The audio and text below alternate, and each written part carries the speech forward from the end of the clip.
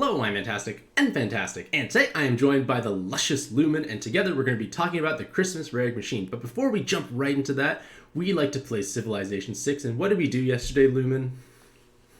So basically, we took the most broken leader in the game, Mm-hmm. and we decided what would happen if it was that broken leader versus two other people, right? Because obviously you're outnumbered. Yep, Turns out it doesn't matter. you're Because broken. when you get the most advanced military in the 1200s, the Mhm. 13th century, Yep. it doesn't matter what you do. Yeah, you have tanks. I got horsemen. What is this? Doesn't make sense. But either way, fun times. But regardless of all that, we're going to take a look at the Christmas rare machine. So as a whole, this is a seasonal, which will come back on a regular basis. And at the same time, the higher rarity cards will have a chance of being buffed on possibly a regular basis. Some of them are kind of neglected, like Christmas Cali, but others tend to get buffs that are meaningful. But with that being said, let's jump into the more notable cards. So, Lumon, what do you like about the new Fasca, which is the background music card? Fasca is interesting. Also, the text is wrong. I believe its board becomes 5x6. Yeah, I think it should be that too, yeah. So that's something that, maybe I'll send like a feedback form or something like that. But either way, Fasca is it's interesting because right now for light, it feels like they're pushing this taco concept. So I think that for what it does, it's pretty good. It's a really fast cleric, right? It does have that board size penalty, but that could be strategically used against something like Nohime, for example, to get rid of the debuff. So I think that it's a pretty good card. It's 7x6, so it enables a bigger board, and that allows you to stack more combos to do way more damage. Yep. Overall, a really good package. Has the damage, has good value on the active, has a decent leader skill for what you're trying to do. I'm not sure if Light Taco is going to be like part of the meta for much longer because the damage requirements are just climbing and climbing. And like I know Valencia / Captain Marvel was very popular for UN2, but it honestly wasn't a very consistent team. So I'm very interested to see if this will continue to be something that Gung-Ho is willing to push and keep updated, or if it's going to be one of those play styles that Gung-Ho likes to, flash it as, and then just abandon. Exactly. We'll see. Yeah, and like interesting about Fasca is her attack multiplier is actually incredibly high for a 7x6, but she doesn't have any auto follow-up attack nor bonus combos. So like if you asymmetrically pair her, you need to decide which one do you want to have, because you may not be able to get both. And this, as Lumon mentioned, that shrinking your board to 6x5 can dodge penalties, because a lot of spawns like Nohime, as you mentioned, when you enter their floor with 7x6, they penalize you in some horrible way. If your board is shrunken beforehand, you don't get this penalty, so it can be an interesting way to circumnavigate that. In terms of their weapon assists, it's going to pull up here. You get a light sub-attribute, a light taco, and a 7 combo. So from an offensive point of view, this is pretty spectacular. Yeah.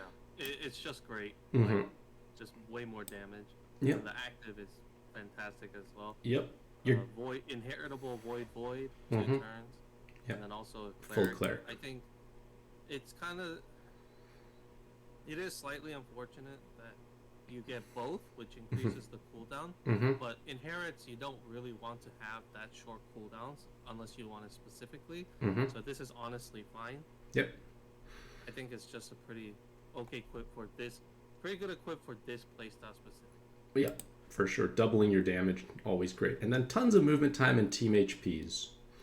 And I think this is the board shrink. It should be, I believe. It looks like the same as her regular skill, yeah. Yeah, I think... I mean, fingers... So, a lot of the time, they're not like they're pretty low priority. But for some teams, you just need more move time. Yep. And this could be pretty good. Yeah. Like, it really depends on the team, but sometimes it becomes really invaluable. Yep. So it's nice. It's a nice back pocket pick. Exactly. Like to say. Yeah, and at least it comes with bulk, so it's not like you're giving up other useful aspects. Yep. All right, and now we come to Christmas Selica. So Christmas Selica in their red form, they can be another red blob leader, but I feel like their active skill is just a little underwhelming. You just get a movement time buff and 2 fire orbs, and I'm thinking more so for like Shiva Dragon teams, but Leo I feel is a better choice. So I feel like the fire form is just kind of awkward for what it does because there's not really enough space to put them on. But what do you think about the dark form, Lumen? I mean, the dark form is cashing in on the hype in JP. So JP has rerun the Common Rider collab. So we've gotten that twice. And there's a new card called Black Sun.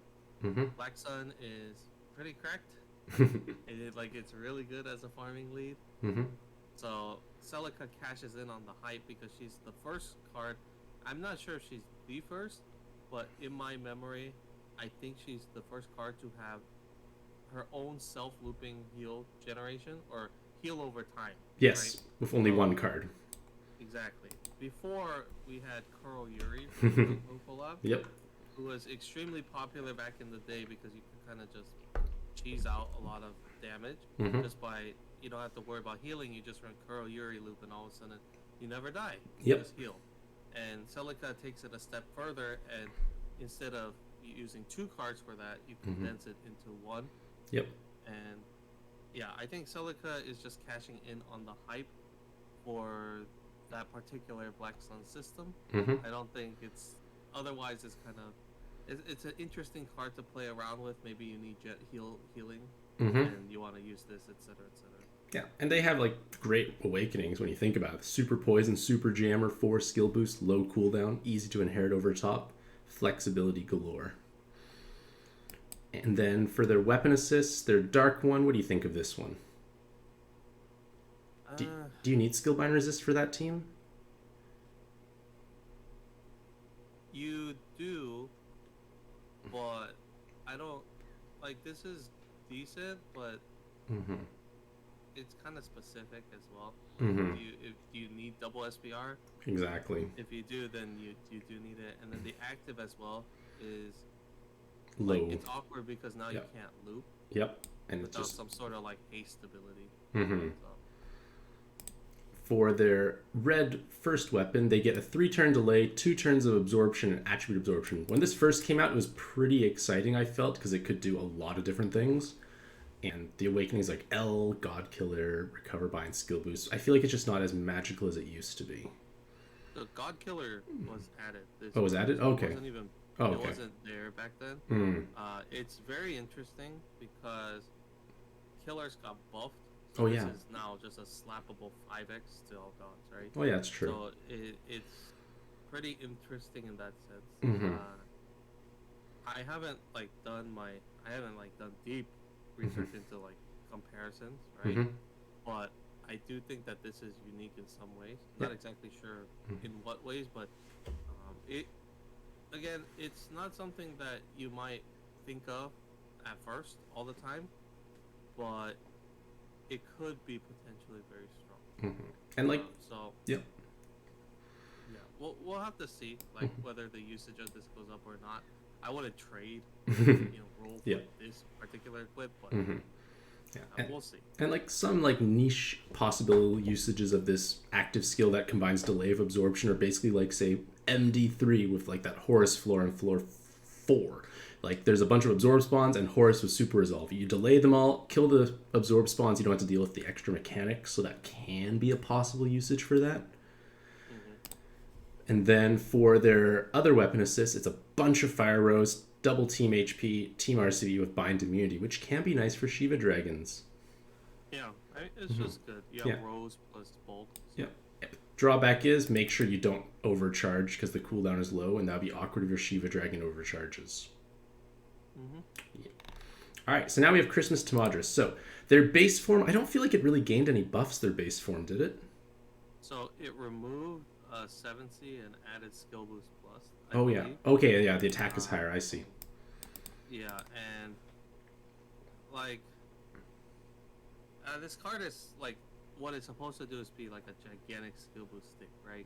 6 plus 3 from the L shield, so you can do 9 with the skill boost latent. And then a haste. And then you have this, hasteable cleric, right? The haste is nice, but, on a cleric active, generally you want it to be shorter, so I'm not sure if it's probably like a net negative. Now, its leader skill originally was made to be a pair for Ryume back when it was released, but like Ryume is dead, and so this is also pretty dead. Yes. I think that honestly, this is probably one of the worst top rarities ever in seasonals, and like there's a lot of niche ones, but this one is just pretty bad as it goes. Yeah, but on the bright side, the new evolution is kind of interesting. It's got 5 enhanced light combos, triple 10 combo. Like, it's cashing in on that playstyle that you mentioned. Yeah, so my problem with this is that, yes, it's strong. It might be, it might be the damage stick that you want, but, like, how do you know you're not cashing in on, like, a dead playstyle or something like that? Like, if you have one and you want to play around with it, sure, but I just, like, yes, it's a good kit. You got an auto foil, right? You got damage, but at the same time, like, I don't see it like lasting for much longer. And so maybe you try it out, and it's already like, I don't know if you can tackle UNs with this, right? You could, but hard to say, right? Yeah. Now I do think they're trying. It's interesting that they have an attack and recovery multiplier, right? Making up for the lack of recovery in the leader skill. Yep. Fasca also, I believe, has no recovery multiplier. Correct. It's just pure health. Yeah, so this is an interesting way to get around that, right? Obviously, it was intended you run Tamadra with Fasca. Yep. The only problem is that instead of creating a color change, for example, convert wood to light, or water to light, it just says create 6 light orbs, which is unfortunate because on a 7x6 board, as intended, right, it's not going to, like, that's not enough. Because you had, generally speaking, have a lot more orbs, and so having a color change would be a lot more valuable. Plus, it's a 3-turn. I know, that's the problem. So if you really want to run like a loop of this, you need 3. But since it doesn't really have any real awakenings, you're just gonna have a lot of damage and no actual utility. Which gets awkward. Obviously, you can inherit a lot of stuff, but then you have 2 more sub slots, assuming you're playing Christmas Fasca, and all of a sudden the team building then gets kind of complicated. So. And even pairing with like Captain Marvel or Matilla, you don't have the 2-turn cooldown, so you're gonna have to find another way to make orbs as well. So that's another possible issue as well. You get the auto follow attack, which they were lacking, but you don't have a system of orb generation, which could be problematic. Yeah, just too many problems. Like, especially like if it was like on the verge of a new playstyle, right, new meta, like it'd be a lot more enticing. But as it stands, like, I believe in JP, like, this just never saw the light of day. So following that, and sorry about that. Following that, like in NA, like, yeah, sure, I know some people will play it. I'm pretty sure it's not gonna, change all too much. I feel like if it was a 2-turn cooldown, it'd be much more usable of a card, but it's unfortunate that it's not. Yeah. Maybe next year. Maybe next year. Yep. Yeah. All right. So this weapon gives cloud and tape resist, which is a unique combination when you think about it. There's like very few options that do that, but the problem is this active skill is that 3-turn cooldown. It may overcharge when you don't want it to, so if you do use it, be mindful of that aspect. The other problem is that, like, in certain dungeons, like UN2, you actually really want to have the taper cloud on your base cards because of assist removal. So, like, inheriting it is just less valuable, right? Obviously, it's niche and based on the end game of our time. But it is a consideration, right? Because you're making present decisions. For their original weapon assist, did it gain the enhanced heart orb? I think that's what it gained. Yeah. So you get a 3-turn delay. I think that's 1 more turn than before, and then the full cleric aspect and full heal. So like that could be useful in certain aspects. Like there are definitely dungeons where like at the beginning you want to delay, and then there's possibly bind, awoken bind, so you can use this to possibly great effect. Yeah, this was released again back in the day. ASR2 was meta, and or SR2, ASR2, somewhere around then, and this was good because the delay was very valuable, right? Unbindable and skill boost were both good, and the killers were very nice because you could kill the early 4s, especially the dragon seed. Yep. Yep. So it was actually very, very, very useful in that sense. Now you may not see as much use for it. The extra heal enhance is sort of nice, but at the same time, it's kind of like, it doesn't really provide anything major. Just kind of a nice minor buff. Yep. And probably has a lot less value. Obviously, I'm not. Full disclaimer, right? I'm not gonna claim that I know everything perfectly. There may be a niche use case. Yeah. Maybe in some dungeons there's great use for these killers and this equip in general. Yep. But in my mind, it's a lot less useful than it was in the. Yeah. I feel like one main usage for myself would be like at the beginning of the dungeon, there are a lot of instances where there are binds or like unmatchable or woken binds, and then you get to delay, you can stall, you can transform and clear stuff off. Like that is, I feel like, how it could possibly be used at this point. Because the enhanced hard orb, it's nice, like you mentioned, but most leaders nowadays are reasonably balanced in terms of health and recovery multipliers. And when you're balanced, you don't really need it as much. We're not seeing as much of like the 4 times HP, 1 times recovery. It's not as common. And then this is new. Yeah, I think this is much better than the other ones. Yeah. I think it's nice. It has some good awakenings. Yeah, double team HP, skill boost, L. Yeah, it's pretty good. Yeah. Okay. Yeah, it's not a bad combination. This is a full cleric with at least 1 turn of haste, so like it's like 2 effective skill boosts. And having 1 L on your team is meaningful, I find, just to get rid of locked orbs on a regular basis. Can be not bad. But is this worth trading for? Don't really feel like it would be. Of course, top rarity. Yeah, it's really bad. Yeah. All right, and now we come to Saline, who's received a significant buff. So tell us about it, Lumon. So I'm just gonna preface this with I'm really biased with this card because I do a lot of dungeon boost farming. Now it's novice dungeon boost farming. Yep. And this card has been a staple. It's just really, really, really broken in a lot of ways. Now it's specifically geared towards farming. So if you don't farm like heavily in certain areas, you're probably not gonna care too much about it. Yep. But if you do farm, it's really busted. It's a full board active, right? An unlock built in, and a 2-turn haste on a 15-turn cooldown, which is unbelievably bonkers. Like it's just really, really fast. Yep. It's one of the few 3 dungeon boost cards, which is fantastic. Also has 4 skill boosts, which is a rarity. So you can inherit buttons over it. Now it does get kind of difficult because of the cooldown, but they've been lowering it. So you know it's been used since all the way. Like I've been using it since 2 years ago. It's been the premier dungeon boost sub that I've been using until the kitties were released, right? So unbelievably fantastic. As a leader, it's also pretty good. Just swiping red rows, right? Yeah, it actually has bulk. Like, bulk.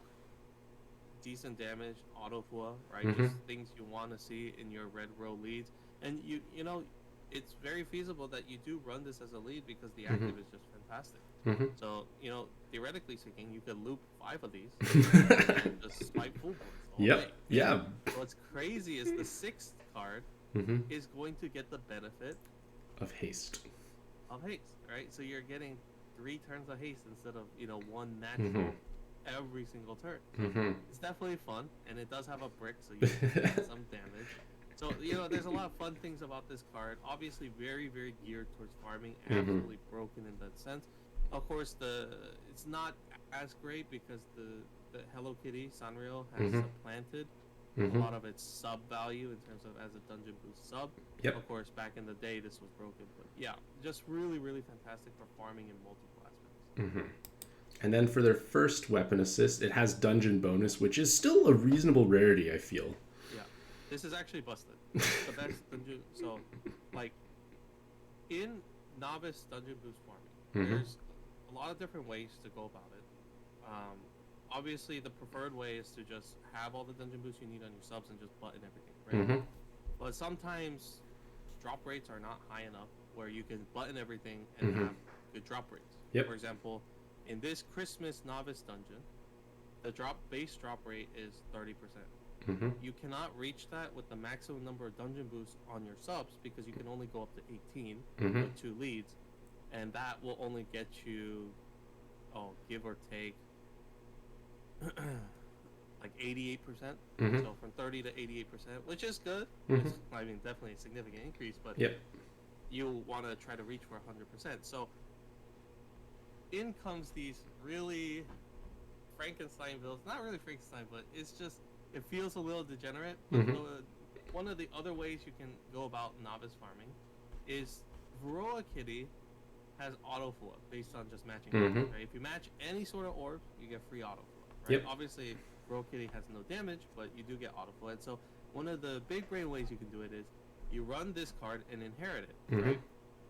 And so what you can do is you run no Skyfall badge, and then you pop the board, get Mm-hmm. the haste, Yep. and then swipe it. And because there's no Skyfall, It's you don't instant. do any. Yeah, no more Skyfall combos from swiping a full board. You don't do any damage because you try to avoid the red pings, and Mhm. you just get free 1 million autoflow. Yep. So that's one of the ways you can do it. And the amazing thing is that because you get haste and because you swipe, you Mm-hmm. get 3 turns of effective skill boost. Yep. So this is fantastic. Now in the past, yeah, I know this is a long model, so hopefully I'll try to make something that summarizes this. But Mm-hmm. in the past, you couldn't do this. So in the past, you were only capped at 24 dungeon boosts because of current tools, right? Kitties, there was Mhm. nothing that had 4 dungeon boosts. Yep. But now we have Kamida, right, Yep. which has 4 dungeon boosts. But the thing is, you have to sacrifice 2 skill boosts. Mhm. But the thing is, to inherit this and start up the swiping system, you need a 20 skill boost. Yep. Which means that Kamida would bring you down to 18, so you wouldn't be able to do that. But now, Mhm. because the skill boost, the cooldown was lowered by 2, you can now restart that up with Red Six. So Mm-hmm. TLDR, it's really good. It's really good for what it does. Yes. So, yeah, if you're into dungeon boost farming in any sense, Yep. you probably have to get this. Yes. How many Salines do you own out of curiosity? Red Salines. Yeah, red I Salines. own 6. I'm probably gonna get 2 more. I'm telling you, it's just that good. Yeah. So, Yeah. Lumon believes in it, so that's why he has so many. yep, it's good. Yeah. And then you get a 3-turn haste with only a single row of red, so not quite as spicy, unfortunately. It's still pretty good though. But I not mean, just- comparatively speaking. No, I think for what it does, right, the Mhm. job it's supposed to do, it's Mhm. pretty good, right? Because it's skill boost, 3-turn Mhm. haste, that's the main appeal. Yeah. And then, yeah, the red row is kind of disappointing because, Mhm. you're thinking of brick teams, but Yep. in reality, like, let's say you're running this with, like, Mhm. Shiva Dragon or something, Yep. you're probably going to have that full board anyway. Mm-hmm. Although with Shiva Dragon, it's a little weird because you don't really need that much haste. So I guess Mhm. this may be used in a future team for whatever reason. Maybe And the future red Corb- teams. Yeah. Yeah, and the Corb is perfectly fine, right? It's a great buff. Mhm. The Corb is just broken awakening. Yes, it's great. All right, and now we come to Gremory. So Gremory has received kind of like a similar treatment. Like they lost a 7 combo in their base awakenings, but their attack was doubled to compensate. And this is going to happen for a couple other cards. So instead of a 7 combo, she gained another skill boost. So 6 skill boost card, and technically if you take the L shield, you can make her 9 skill boosts if you really wanted. So a huge skill boost cleric, but really no personal damage at all. Even with a single 7 combo and a bigger attack set, it's so tiny. She makes 6 fire, 6 hard orbs, and clears, well, all unmatchable bind, awoken bind. And there was a period in time where I feel like it was worth trading for her because clerics were not necessarily that readily available, but I feel like the need for her now is just not so great, possibly. What do you think? Yeah, so, obviously, getting a pretty big history lesson. Because this reruns every year. Yep. So you kind of have to think about the usages of this, right? Mhm. Unless it's new. So in the past, when she was released, it was also Shura 2, right? It's going to be a Mhm. lot of Shura 2. And this is Yeah. around the time when mystics were very popular. Yes. Right? You had stuff like Sena, Ryume, Mhm. right? Remember, Xmas Tama, Ryume, Yep. right? Yep. And so this was extremely popular. Gremory was extremely popular because Sena was the meta at the time. All Mhm. the rage, right? Yep. And, in hindsight, it was kind of sad because she only lasted for 1 dungeon, really. But it was a cheap But- trade at the time, at least. Yeah. So, Gremory was fantastic because you needed... Shura 2 was such a mechanics checklist, Mm-hmm. and you needed a cleric in some way, shape, or form, Mhm. and Gremory was just a fantastic option to cover for that. Yeah. So Yeah. now, it's worse because she's just a plain utility stick, which is interesting. I do like that they're specializing cards. Like, honestly, a 7C does feel wasted on this card nowadays. So it's just better to have no damage, right? Yeah, exactly. And her bulk is huge. Like, her HP stat is actually quite immense. Yeah, but at the same time, like I'm not sure exactly where I would use this. I'm also disappointed in the active because it's a little like it's good. It's good, but it could be faster if they just deleted the create 6 fire and heal. Yeah, or just make less orbs, like just something like that. Like it used to be 3/3, I think, wasn't it? I believe so. Yeah, I'd rather keep it 3/3 and lower the cooldown by like maybe 2 in an ideal world. Ideally 2. I'm pretty sure they would only lower it by 1. I know. It's just unfortunate in that sense. And actually, I forgot her other form is another double brick with a cleric, saying cleric active skill. So maybe if you like blob farming and you want damage, possibly an option. Yeah. Let's go to her weapon assist now. And for her, no, this is like, okay, so you want to tell the backstory about this slightly different version? I know I saw this, and I didn't pay too much attention, but I do think they were trying to make something different about this. Because if you look at the attack stat, it's unbelievable. It's comically high. Is that the highest of anyone? I'm not sure. Monster Hunter, when it comes, change a lot of things. Okay, yeah. But this is supposed to be like just a different version, but like they just made it, and then I don't know exactly what went on, but I do know this was born out of something, and it's not available at this point, is it? No. Yeah. So we'll probably get it at some point, but it's just funny. I'll look into it maybe later. Yeah. Maybe get the full backstory in that, but I think it was the result of some snafu. Right? But she gains like a red sub-attribute. If she had like more offensive awakenings, that attack stat could actually be utilized. Well, the thing is, this is actually a lot better than the other one. Mainly because with such a high attack stat, it becomes a lot better as a button base, especially with 9 skill boosts. So, actually a lot better. Obviously, you would only have 6 in co-op, so 9 in solo. But again, like if you're solo buttoning, this is actually a fantastic one. Yeah. And then her weapon assist, which is coming up shortly. It's got Cloud, it's got 7 combo, double team RCVs, and the same active skill. Like, I'm never against like putting like these types of weapon assists on my actual clerics if I want to give them more damage. Like Light Mieda's weapon assist, I use a modest amount because the 3 attribute awakening if it's a rainbow cleric. So I guess something similar could be used here. I mean, it doesn't feel very notable at all. Yeah, exactly. I don't think the cover bind is used all that much. I know. It's like you're stretching it, I guess. Yeah.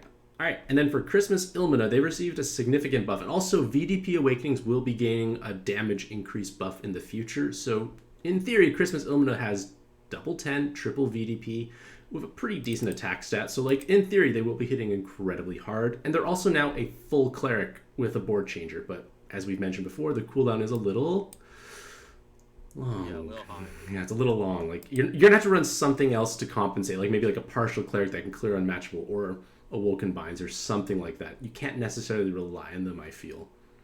Well, there's just too much clutter, right? You have that button. Yeah. Right? It's not even that big anymore.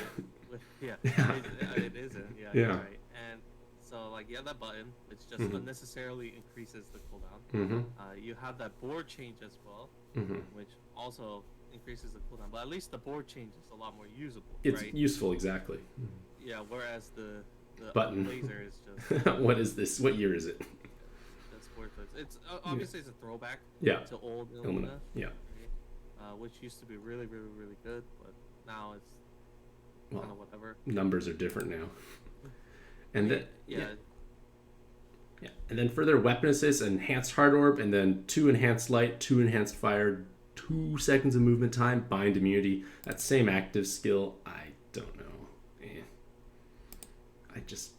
We didn't like the active before. Why are we going to like it now? Yeah, the awakenings are fine. Yeah. I would prefer to see something else than time, per se, but honestly, it's But the active is so dead. At least it's long, though. Yeah, at least it's long. All right, and then for Christmas Uriel, they used to be a 4-turn cooldown, and now they're 2 turns, and they give you no Skyfalls and change the bottom row to Fire Orbs. So yeah, this guy used to be fantastic for farming back in the day. I know when I was building for TA2, Uriel was the go-to team of choice because you got built-in no Sky, and you just could swipe rows. And so the meta back then was because he had this weird above 50% HP clause, right? Obviously that's removed now, but because he had that clause, what the meta was you would slice your HP exactly to 50%, and then you get the benefit for below 50 HP and above 50 HP. And so that's kind of how it worked. Obviously, TA2 is no more. It's not really a dungeon you farm. So obviously a lot of the use has been dissipated, but just an extremely fast row changer with no Skyfall is always going to be good. Like there's no it's just too good for what it does. And not only that, but also has a ton of skill boosts and a lot of row. So it's just a fantastic package. It used to be an orb skin, but is now no longer purchasable. Oh, still can roll it. It's still considered an orb skin, but you don't have that purchasing option. I see. So that does feel a little unfortunate, but in terms of a package, it's just absolutely fantastic for what it does. Yes. And then their weapon assist, same active skill with a bunch of rows and skill bind resist. Yeah, the SBR is like whatever. It is a lot of rows. Fantastic. Great way to dump your extra copies. How many do you have? Did you have 4? I don't, man, I'm gonna feel so weird saying this. I have a lot. There's no judgment here. This is a safe place, Lumon. I have 14. Maybe some judgment, actually. Yeah. Okay. Obviously, I went pretty hard. That's an understatement, actually. Yeah.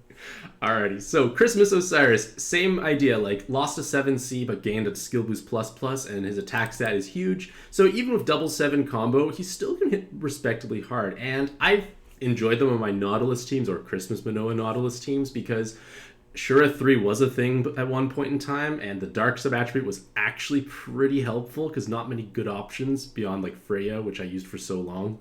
And then the active skill solves all the other buffs you don't get. You get movement time, you get RCV, you get the unlock, and a column of wood orbs. And in conjunction with Nautilus or Menoa, you get an active attack buff. So it's kind of doing a bit of everything you need for the team. It could be 6-8 skill boosts now, which is kind of interesting. Yeah, so definitely meant for that row style meta. Or back then, obviously solved the Freya problem. Freya was like the budget choice. The bad egg. Yes. Bunch. So I remember because Nautilus was when I think Shura 3. It's my most viewed video actually. Oh. So I remember that was when I was growing. So Osiris is the problem is he's stuck to a dead place. If wood is bad, he's just gonna be bad. Exactly. If it's good, he's probably gonna be okay. I think he's pretty great, like for what he does. Like low cooldown, L buffs, pretty good. I mean, there's no guarantee we won't see something better. Right. But at the same time, he is pretty good for what he does. It's just that what he's tied to is dead. Yes, exactly. So he's pretty good. I will also mention that he does have again, like Gremory, he has that unconventional use of being a button base. A lot of skill boost, very low cooldown, gigantic attack stat. So definitely a great button usage for solo or co-op, right? Maybe, I mean, it depends. I don't really do much co-op, but I know for solo, this would be fantastic. Oh, for sure. Definitely a value option in that sense as well. And then for their weapon assist, it's interesting as well, actually. Cloud, 60% blind, 2 OEs for wood, and 7 combo. That's actually not bad at all. It gives a lot of stuff. Yeah, it does. It's just a mismatch that doesn't really appeal to me. Mainly because, super blind resist, etc. If you don't have super blind, this can be not a bad way to get Cloud as well. And double someone's damage. I guess it's okay. It's just doesn't really appeal to me all that much. Mm-hmm. So You have obviously other better options. yeah.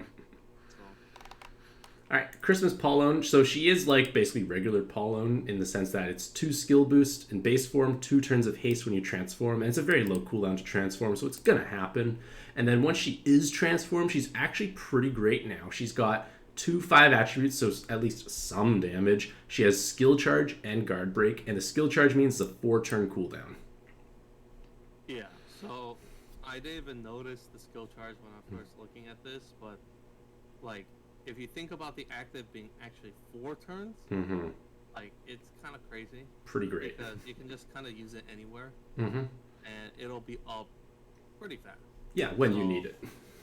It's honestly, I think, probably an underrated card, Mm-hmm. right? Just like you kind of look at Polowne and it's not used anymore, but this could be pretty good for whatever you're trying to do. And like rainbow teams are going to be matching 5 attributes on a regular basis, and the fact that she's 2 turns of damage and attribute absorption and a full cleric means she can potentially be one sub that's solving many different problems, which in turn can alleviate a lot of team building constraints. Yep. Like, I think she's pretty great. Like, my alt account rolled it, I feel like I would definitely use it on my LJ Kitty team because I don't have as many great options. And I think, like, in one of the previous videos we did, like, mentioning how, like, the absorption in conjunction with a cleric effect is useful in some instances, like MD4. Like, you just one active can solve floor 4 and floor 5. Pretty helpful overall.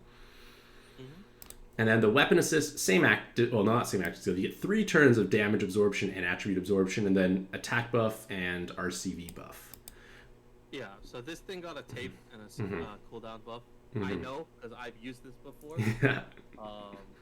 I believe so. Back when the AMD1 title challenge, it was really, really late. Mm-hmm. Because we got MD1 way earlier, and then MD2, and then I don't know if we got MD3, but then I know we got AMD1 like super duper late, right? So I was just memeing, so I decided to clear with Pantheon leads, right? And so I decided on more aim on, and it was really painful in a lot of ways, but this solved the Kana Australis problem. So, yes. Pretty happy about that. And then for Christmas Menoa, she is most likely going to be a pairing of Nautilus because she lacks auto follow-up attack. But the same type of active skill, it's 15% per Woodrow, which is now the same as Nautilus. So like their attack multiplier is comically high because Woodrows are easy to stack. She has triple 10 combo with a VDP, so she will hit stupendously hard. Changes water and dark to wood. And for comparison, Nautilus changes light to wood, dark to heal. So you're getting more wood, but less, well, no healing. Like just the quintessential pair for Nautilus. Yeah. Like it got better. It got better, exactly. Yeah, like obviously you can run Nautilus with Nautilus, but if you have Menoa, that means you don't have to have your own Nautilus. You can just pair with a friend. So definitely a fantastic pair that just got even better. Yep. And one thing that's notable is that it gives a recovery multiplier with Menoa, unlike Nautilus. Like Nautilus gives more bulk because of his recent buff, but without a recovery multiplier, you're probably going to run Ilmina or like a heavy healing solution of some kind. Menoa does offset that a bit, which can make it nice. And you're still above 16 times effective health. And like for the longest time, 16 times health was like the standard. And now we're past that. It's a shame that this is still the best lead for this archetype. Color, as Gung-Ho has been pivoting to the green TPA meta, which is they're trying. Yeah, it's kind of bitch. I don't know how else to say it. Yeah, and then and then one other thing is like Nautilus only gives 4 combos. You'll get 5 of the Menoa, which can make it easier to hit the 10 combo Super Awakening if you're not proccing combo orbs on the regular basis. So a little bit easier to hit those 10 Cs. I mean, just really good for what it does, but it's not very good at the moment. Yeah, and this weapon would have been probably really cool long ago for like the extra VDP Rose and Cloud, but now this is kind of almost normal nowadays. Yeah. Yeah, you get 3 turns delay. Yeah.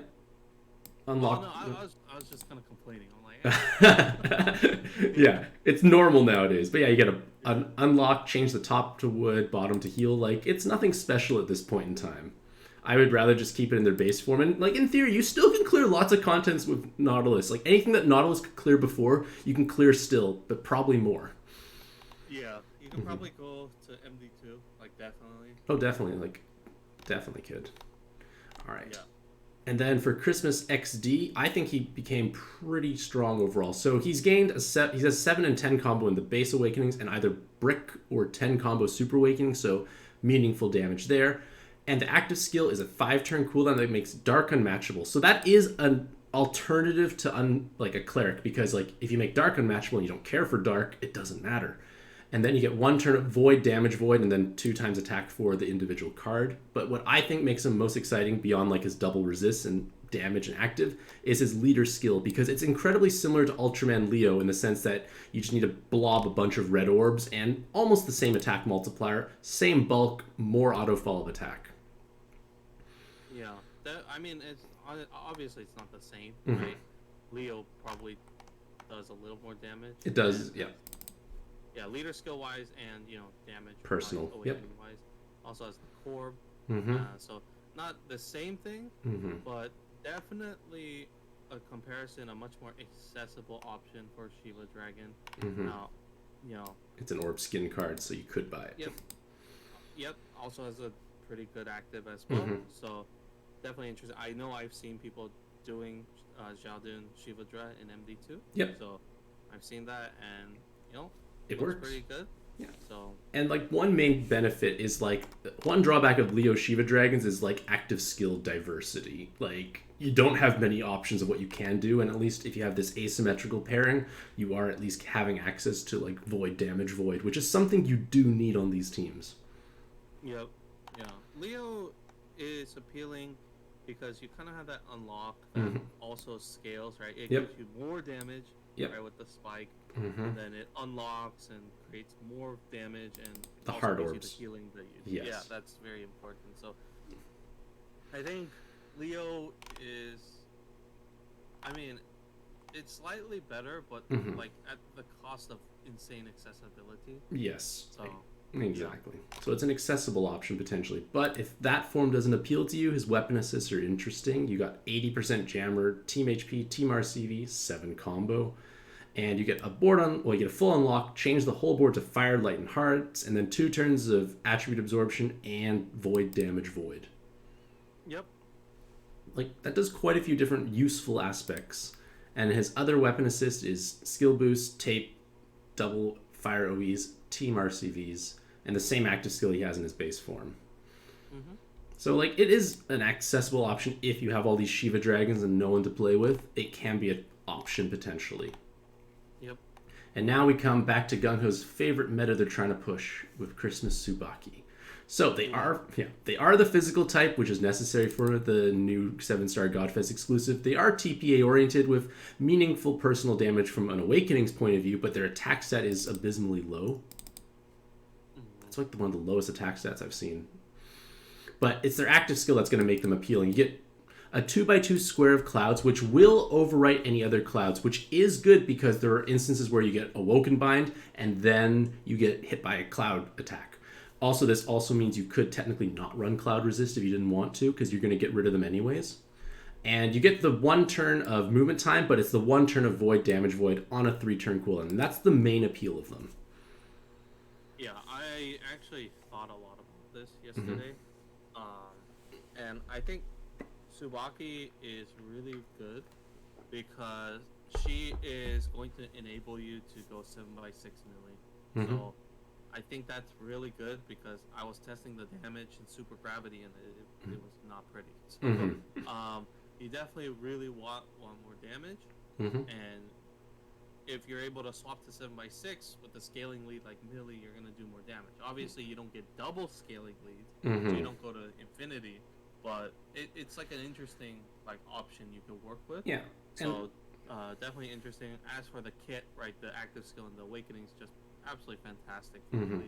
Right, you need that void, right? You mentioned previous best option was like Gregory or 2 Gregories. Yeah, because the cooldown's too long. Yeah, not anymore. 1 Tsubaki can do it. Just be mindful of the fact that Tsubaki has no skill boost unless you take the Super Awakening, but even then it's pretty low. Yep. So I mean, it's just a very, very good option. Cashing in on that meta style. Yep. And then their weapon assist is double team RCV, skill bind resist, a single TPA, 2 turns of haste, board unlock, and 10 firewood hearts. Yeah, that's pretty funny because theoretically speaking, you can inherit that over one turn cooldown basis and just have a loop of that. Yep. Good luck getting that many, but yeah. Yeah, the usefulness of that is just kind of whatever. But doable. Yep, doable. Yeah, for someone who has 14 Uriels, yeah, anything is doable. Yes. So red sub-attribute, God Killer, which will be buffed to a meaningful amount of damage, and 4 red OEs, and the same active skill of Cloud Overriding. So this might be useful potentially for that one instance where you get hit by a cloud you couldn't avoid. Yeah, it's short, which could be bad, but like the thing is, it's also pretty good. Yeah. For any type of like row-based lead anyway. Exactly. So like the active is like actually very good, and then the awakenings are just a great combination. Exactly. So if you don't want to like indulge in that TPA playstyle, I think this is the weapon assist to pick. Yep. All right, and now we come to Christmas Pattie, another new card. So they are a transforming card of 3 skill boosts, and they have a 24-turn cooldown, so they will transform eventually. It's a 1-turn cooldown active skill that creates a board unlock, and then 3 hard orbs over non-wood and light. Like, we were trying to figure out like what's the best usage of this card before we started recording. Yeah, I guess for me, the best card to use this would be someone like Fox. Fox he doesn't create any heal orbs, I believe. But like the thing is, again, okay, I'm sorry if you're a wood fan or anything. Green is pretty dead. Very dead. It's very dead. It has been dead for quite a while. In fact, what's funny is even before Nautilus, it was also super dead. You had Zella Kitty. Yep. Way back when she was a meta lead in like AA3, AA2, right? Very popular back then. Countered M-Go, so that was why. And then you had just a dead period of like 2-3 years, right? And then, like a breath of fresh air, we got Nautico from Monogatari, right? And so people were like, we're saved, right? Yep. And we got Nautilus. Yep. And people were like, thank goodness. And Nautilus was... It's good for a while. In all respects, completely dominated the meta, right? Just, look, if you look up Shura 3 original Stardra title challenge clears... It's like, Nautilus in some way. Yeah, either you cheese, right? 20% of the server cheese. 10%, no, not 10%, 5% use like Royal Oak or something like that. And the remaining 75% of the server just went with Nautilus. If you didn't have one, Freya Nautilus. And that's what I did. Silica, yep. You just use anything to get Nautilus, yeah. Yeah. Just pair with the guy. It's over. Yep. Too good. Yep. So he did reign at the top for of the meta. A long time. Yep. Pretty good. Carried over to MD1 because MD1 was just easier. Yep. So, I mean, definitely reigned, but now it's dead again. So, yeah. Oh, well. I know. And like Pattie's leader skill, it does have the bulk in theory when you match wood and light. And then it's also a scaling leader multiplier of like matching light or wood combos. So like, I guess you could have a very high attack multiplier. And like, I guess maybe in theory, if you have like say 4 Meimeis, you could make a system. And you do get the hard orbs at least, which is cool. But like, I don't know how valuable that would actually be. Yeah. Yeah. I don't know. I think the biggest thing for me is that they're making these untradeable mid-rarity chases that are pretty brutal. Like if you're enamored by them in any way. And I'm just pretty glad that they've lowered the rarity of the units that they're releasing. Instead of new 7 stars, it's now becoming new 6 stars. Right?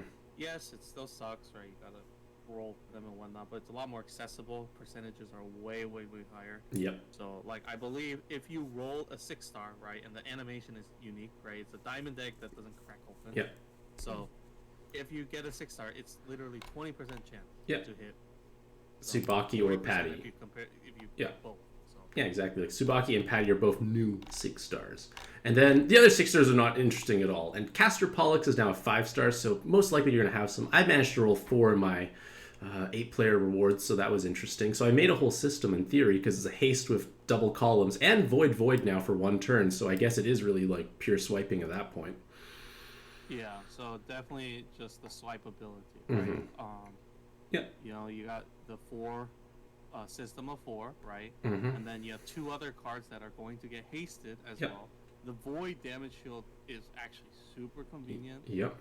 And while it doesn't heal, it does have a lot of damage if you can get to 10C. Mm-hmm. And I think if you just run some, like, you know, auto heal type of thing, yep. right, should be okay. Yeah, just be mindful they have like no actual leader skill, so the other cards are gonna have to be things that have a leader skill. Yeah. And then their weapon assist, like, it's a cloud resist, 2 enhanced dark, 2 enhanced light, a TPA, and that same active skill of like creating light, dark, haste, void.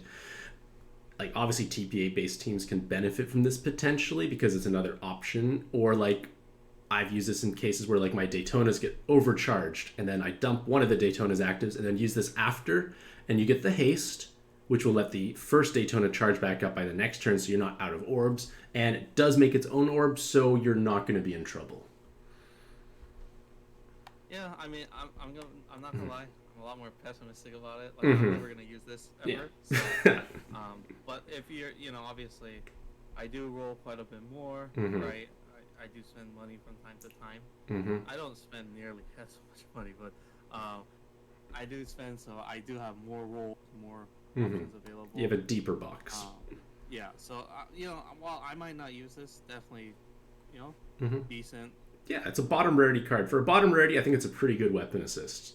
Like, yep, these are, and decent. Yeah, it's supposed to be like a bad card. It's not that bad. And then Venus, I think Venus is actually a pretty good weapon assist with 2 team HPs and tape resist. Like, tape resist, I still feel like is somewhat of an awkward awakening to cover to a certain extent. Like, Cloud seems to have many more options, but tape seems a little less accessible. And double team HP with tape, I think it's just Mebius's weapon assist really that has that. I could be wrong. Like, there's not many things. Are there more? I do think there are more. More? But they're all hard to get. I can't remember off the top of my head, sorry, not I do know Mebius is pretty good. It also has a skill boost, though. Yeah, obviously. And the haste for Mebius. I know, it's way better, of course. The expense diff, right? Yes, exactly. yeah, just more expensive, but obviously has to be a lot better. Yeah. Again, it's currently in NA there are 5 different options for what you. Oh, wait, there are? Okay. Remember New Year Lejoa, that equip? Oh yeah. Not accessible, really. Yeah, most of them are not accessible. H Cotton equip. Halloween Canna? Wait, who? Cotton. Oh. With the TPA. Oh, I wouldn't want to give up my cottons. Yep. And then there was a Kingdom card. I believe. Oh, it was the Black Metal. Oh, it was? Black Metal. Okay. And it has 2 team HP tape and 2 SPR. Okay. So, technically speaking, it is a farmable option, but Black Metal is kind of weird. It's pretty expensive. Yeah, exactly. Yeah. So I guess like it's a pretty good low rarity option, more so. Yep. But yeah, so like that is what we feel are the more notable cards in this Christmas egg machine. Do you have any like closing remarks, Lumon? I mean, Christmas is my favorite seasonal. I think it has the most value, although that's pretty arbitrary, and it's weird because all of them kind of suck in a way. But I think Christmas has the most value. Obviously, there's some bias there. I think Christmas Saline is by far the best top rarity seasonal. Any seasonal. So obviously, I'm a bit biased there. There's a lot of good contenders too. You got Beach Mariel. You got, and I can't. Ooh, there's a lot of topper. Now that I think about it. But, it's still one of the better ones for sure. Yeah, I personally view it as the best one. Yeah, because you have a huge heavy bias and emphasis on solo farming. Exactly, yeah. So definitely. But it's just a fantastic machine. Now, I don't recommend you roll too much in it, right? It's not that good. Says the guy of 14 years. Yeah, don't even talk. Don't mention it. It's okay. You know what? I can run 7 different latent setups. Right. You're right. You're set for life. I'm chilling. Yeah. But yeah, like the rolling rates are like there's like it's such a big spread of like good and bad cards is part of the issue. Like yes, the 9 and 8 stars might be good, but some of the 8 stars I think are actually pretty underwhelming. Like Christmas Callie, like Gung Ho really just doesn't love her at all. I mean, her 8 weight. stars are good. I don't know what you're talking about, man. 8 stars are good. They're 20% of extra saline. Exactly. It's your trade fodder. Exactly. Oh, man. Yeah. Cool. But either way, yeah. Thanks once again to Lumon for bestowing your wisdom and insight. And hopefully all you lovely ladies and gentlemen out there have a truly fantastic day. We wish you the very best of luck in your own pet adventures, and happy puzzling.